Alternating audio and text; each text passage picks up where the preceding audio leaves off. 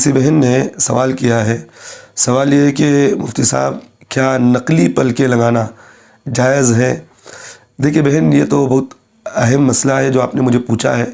एक उमूमी तौर पर लोगों के अंदर ये भी चीज़ मैं देखता भी हूँ और अक्सर औरतें ये चीज़ें लगाती भी हैं। आजकल ब्यूटी पार्लर के अंदर वगैरह बहुत सारी जगह ऐसी चीज़ें चल रही हैं जो औरतों को नकली पलके वगैरह लगाते भी हैं।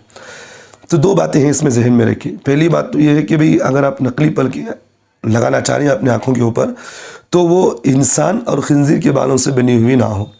यानी कि इंसान और खिंजीर के बालों से अगर वो नकली पलकें बनी हुई हैं तो फिर इस तरह वो लगाने की शान इसकी इजाज़त नहीं है आपको। अगर वो इन दोनों की बनी हुई नहीं है, यानी इंसान के और खिंजीर के बालों से नहीं बनी हुई, तो फिर लगा सकते हैं, इसकी इजाज़त है। एक बात। और दूसरी बात ये है कि भाई लोगों को धोखा देना मकसद नहीं है। अगर लोगों को धोखा देना मकसद है तो फिर वहाँ भी आपको लगाने की शायद इसकी इजाज़त नहीं है।